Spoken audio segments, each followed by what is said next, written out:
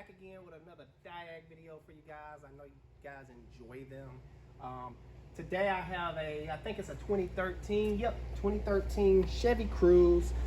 The complaint is the car is kind of running hot and the coolant keeps going somewhere. They don't know, they don't see anything leaking. So I'm gonna run you through the steps and the process of how to check for coolant leaks, the safe and proper way, and what else, and hopefully we find this leak. The first thing I'm gonna do, because it does have a check engine light, I've already hooked up my scanner off camera, but as you can see, I have an engine coolant flow insufficient. These two don't matter. The key, they probably used the wrong key, so I'm not worried about that. But this particular code here tells me that there's no coolant in the system, basically. Engine coolant flow insufficient, meaning that's what it means. No flow, no coolant, right? All right, so I'm gonna put this up. The next thing I'm gonna do is visually check the area, because anytime you have any type of coolant leak or overheating concern, oh, and by the way, make sure anytime you're working on any type of cooling system to do it when the car is cool. Trust me, do not work on a car cooling system when it's hot. Don't run no tests. I've been scalded before. Oh, and it is the worst. I don't wish that on my worst enemy. So please, good people, if you're looking at a cooling system on a car, do it while it's cold. Let it sit at least 2 hours, about an hour and a half to 2 hours, to let it cool down. All right, back to it. Visually inspect the area of the vehicle. Check the reservoir if it has one. If it has a radiator, you'll just pop the cap and look in it. A reservoir, I like it because normally they're see-through. As you can see, there's nothing in the coolant reservoir. I'm gonna leave that off for now. What are you looking for? You're looking for hoses that has rupture points. Well, not rupture points, but has ruptured. You're looking for evidence of coolant leaks, like down here. I see like a little pool. I don't know if you can get that on camera. Let's see right here. It's pool of coolant right here. So what that mean is, I'm messing up my words today, so bear with me. When that mean, the leak has to be up in here somewhere. I've already taken the liberty of taking, it's like a heat shield, like a heat blanket, not a heat shield. A heat blanket, sort of like this material right here. Off camera, I already took the liberty of taking that off, just so when I run my test, we can see if that's leaking. But back to what I was saying before, what we're looking for, just visually inspect the whole engine bay, follow the cooling hoses. You're smelling for coolant. If you're not familiar with coolant smells like, when the car is cold, take the cap off and just sniff in there, and when the cap is, well, and compare that to the smell when you first open the hood. Pretty much, that's what coolant smells like. So the next thing I'm gonna do, because we don't wanna waste expensive coolant, we're gonna top the system off with water. Yes, that's okay, because we're only running tests. Once we find the problem, we're gonna flush this water out, because this is not distilled water. This is just regular tap water. So regular tap water cannot stay in the system, because your regular tap water have things that eats up metal. So if you leave tap water in your system, it'll mess up your cooling system, destroy water pumps, make things rust, because it has chlorine and all but it's okay for testing purposes? Yes, it's okay for testing purposes, because it's not staying in there. So I'm gonna make sure that's topped off. I did forget my brake parts cleaner. I'm gonna go grab some real quick, because doing testing, you want to make, if you're assuming an area is leaking, you want to make sure that area is clean to the fullest. That way you won't confuse it with oh, that was there already. You know, you won't overlook anything. So I'm gonna go grab me some brake cleaner and clean up the area. I'll be right back. All right, got my brake cleaner and me a good rag. So I'm gonna try to spray this down real good.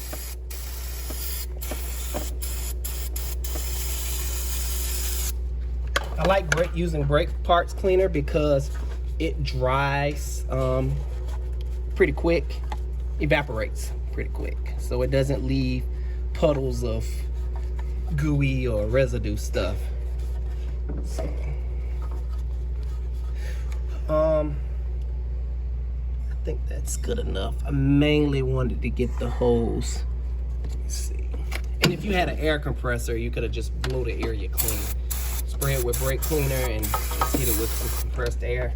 Be careful when you're doing that. You want to make sure you're wearing safety glasses. Anytime you're using compressed air or blowing anything or spraying anything for that matter. I can't tell you how many times I've sprayed myself with brake parts cleaner in the eye. That is not a good feeling. So don't be like me, be better. Next thing you're gonna need is a coolant pressure tester. This is the kit I have. I purchased it off Amazon a while ago. I'll make sure I put it in the link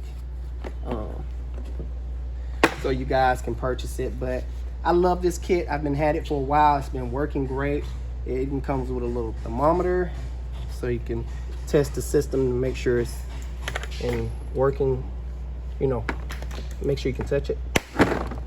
It also comes with a this sucks the air out of the system. You hook it up. I'll probably do a video on it. Let me know if you want to see a video on it. I don't use it much. I'm kind of old school, but what this does is it sucks all the coolant out and it puts it under a vacuum. So you use a bucket and it pulls all the coolant back in with no air in the system. So it's pretty cool, the concept. But you guys let me know if you want to see a video of me doing that, and I'll make sure that happens. All right, the next thing we're gonna do is find the correct cap. It comes with like a little cap list. Let me see if I can find Chevy. Some cars are not on here, so sometimes I find myself guessing. So we got Chevy right here. Let's see. I don't see the cap. No, I don't. I don't see the car on here, Cruze. So I'm gonna guess. And when you're guessing, you just look at the cap and try to find one that kind of resembles the cap. So you have sort of a seal right here.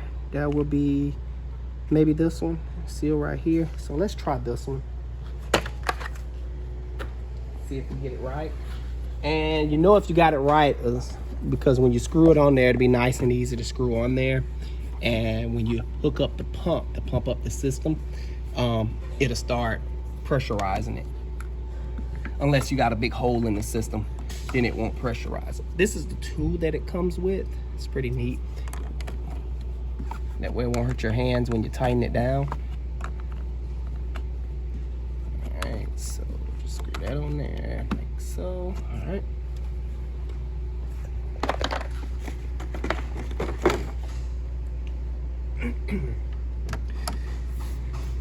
All right, so go ahead and pump it up.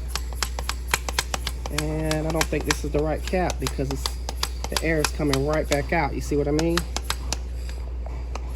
And I hear it coming out over here. So let me try to find the right cap or make sure this is tight.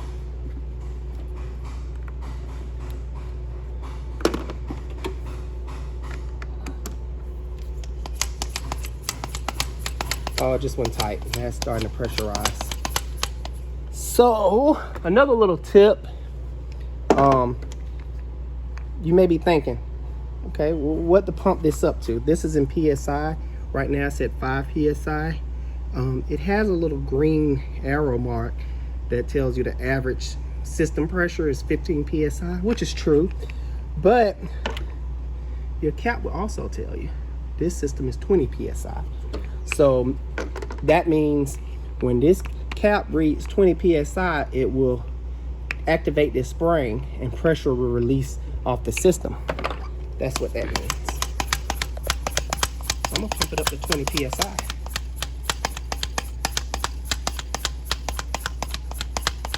A lot of pumping.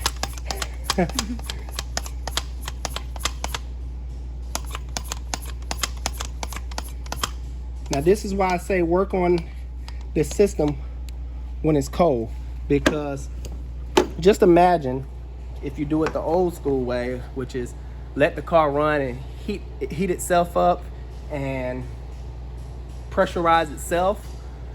20 psi. If a bad hose rupture or you hit the wrong thing, these are plastic pieces.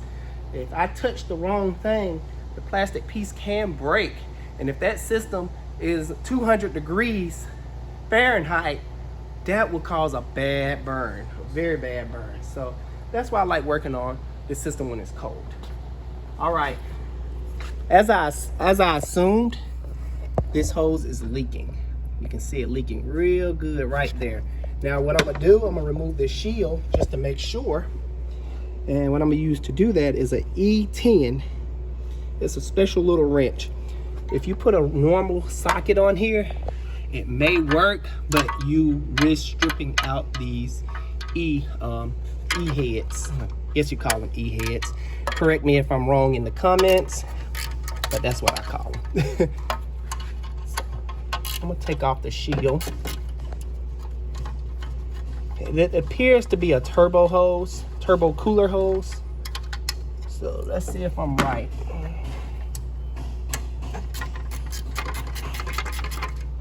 And I'm gonna put a link in the description where you can get these from. They could also come in sockets, but this is a ratchet wrench.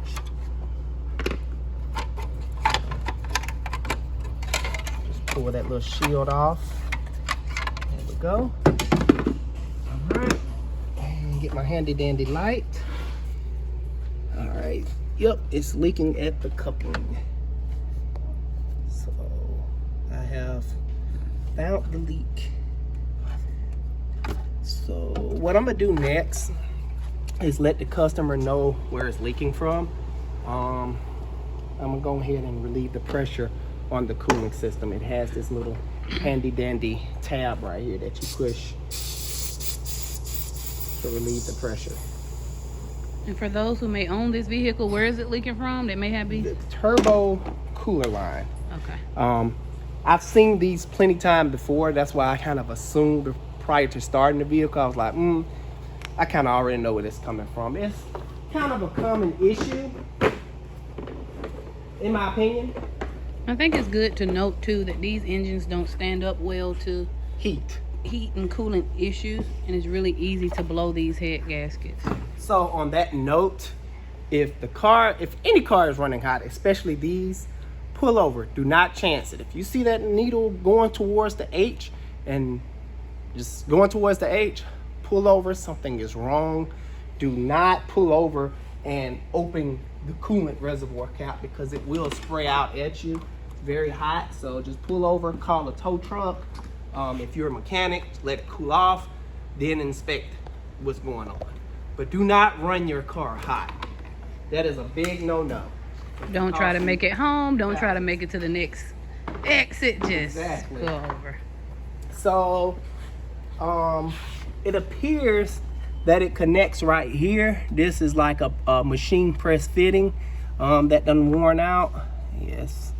So it looks like it goes back and connects. Let's see. Ooh, it's kind of hard to see where it's going. That's an oil feed line. No, you're not. Do you see my finger over there?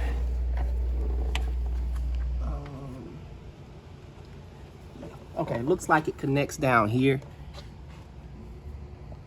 Can't really see because it's like really down in there. So this turbo will have to be removed to get to that. unless you guys out there have a better trick. But from where I'm standing, to get that hose off properly and do the job right, you have to remove the turbo. I'm going to, after I get parts and get approval for the job, I will have that video for you guys, how to remove a turbo on these 1.4 Ecotechs. It's not a bad job, but a little tip, anytime you're dealing with turbo exhaust manifold bolts, you can either pre-spray them down. Well, yeah, pre-spray them down, heat them up, but I don't like using heat because you have hoses and stuff that can get burnt. So I like to pre-spray them down with some kind of penetrating oil. And replace these bolts, these exhaust manifold bolts. But I will be showing you guys that in the next video once I get approval for this job. I'm also gonna replace both of the cooler lines for the turbo. As you can see, it's very close to the exhaust, and the heat blanket, I don't think it goes back that far. I should have left it on and ripped it off on camera, but I wasn't thinking. But anywho, that concludes this video of how to diagnose any cooling system leak. Like I said, it don't messing up my words again. It don't only, how I say it, babe, it's not just for this vehicle, it's for any other vehicle you're working on, whether that's a truck, car. It covers a wide variety of tests on how to pressurize your system and how to properly look for leaks. If you have any questions or concerns, well, not really concerns, well, it could be concerns. What you think, babe? Yes, they're gonna come in anyway. So somebody's Right. gonna add their 2 cents Yeah, anyway. put your 2 cents in. I like listening to it. It don't bother me. Like always, good people, like and subscribe. I really enjoy you guys. Continue to grow with me. Make sure you hit that like button to support me. I'll see you guys on the next video. Alex the Car Doctor out.